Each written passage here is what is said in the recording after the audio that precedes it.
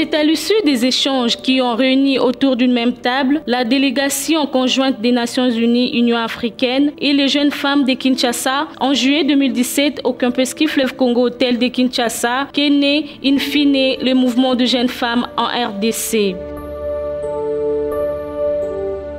La mise en place du dit mouvement était dans le lot des desiderata que les représentantes ont évoqués et qui dit que toutes les femmes devrions avoir un focus sur les réseaux. En effet, ce mouvement de jeunes femmes en RDC regorge en son sein plusieurs structures et partis politiques de toutes tendances. Il a été premièrement créé pour élaborer la feuille de route inclusive qui va intégrer tous les défis que rencontrent les jeunes filles congolaises selon les différentes thématiques retenues lors de la rencontre avec la délégation conjointe Union africaine-Nations Unies.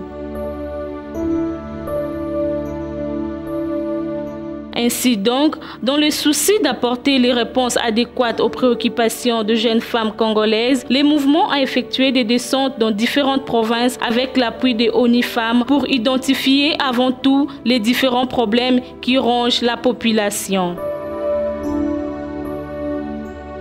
On nous a fait la restitution de la réunion qui avait eu à Kinshasa avec les jeunes. En tout cas, nous pensons que tout ce qui a été dit là-bas, c'est la même chose ici. La femme doit vraiment jouer son rôle et les jeunes doivent être intégrés dans tout ce que nous sommes en train de faire parce que ce sont eux qui doivent prendre la relève. La femme doit lutter, la femme doit être compétitive. J'ai aimé ça parce qu'on nous a encouragés à aller de l'avant, même dans la vie politique, même dans les associations.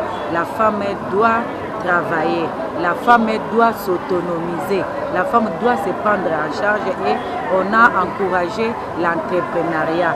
Les femmes qui font quelque chose, ils doivent être encouragées et nous avons donné les difficultés que nous avons ici, nous les femmes congolaises. D'abord dans la vie politique, beaucoup de femmes ne font pas ça à cause des pesanteurs culturelles. Quand on voit une femme faire la politique, les gens se disent mais comment elle peut aller faire ça? C'est un domaine réservé aux hommes. Or, ce n'est pas ça. Nous devons progresser ensemble. C'est ça les genres même, ce que nous sommes en train de clamer haut et fort.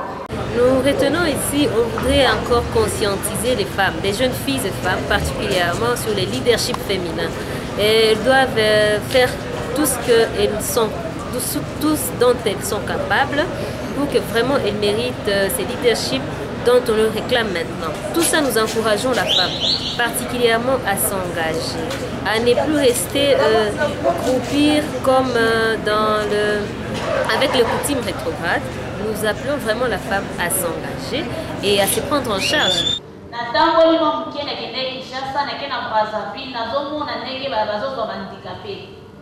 bokokende boye na basosiété mosusu ya minene bokokende bayambi bino très bien bapesi bino baplace bovandi bosololi mpe na bakonzi aza na posa yoka susi na yo oyo oke nango epa na ye mpo oyebisa ye me awa na kenge natikala komona nanu te bakonzi bao babengisi bandikape boya toyoka bino mpe boloba soki problème nini boza nango natikala komona yango te susi ya makasi tozala nango na kenge mpo na biso bandikape yango wana mpo babanga biso te. On ne sait pas comment faire maintenant.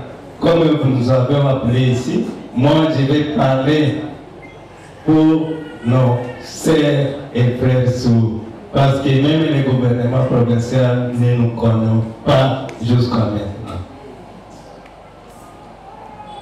Merci. Les membres de cette plateforme ont parcouru 21 provinces. La province de Kinshasa, les Kwilu, les Kwango, les Congo central, les Trois Kasaï, l'Équateur, les Maniema, les Touri, les Bazouélé, les Lualaba, les Haut-Katanga, les Nord et les Sud Kivu, les Sud Ubangi, les Maïndombe, la Chopo, les Olomami, les Lomami et les Tanganyika. Dans certaines provinces, les autorités politico-administratives ont pris part active dans les différentes rencontres organisées par les 10 mouvements. Il y a eu entre autres les ministres provinciaux de la santé et genre, les chefs des divisions provinciales de la femme, famille et enfants, le gouverneur intérimaire, les maires de la ville, etc.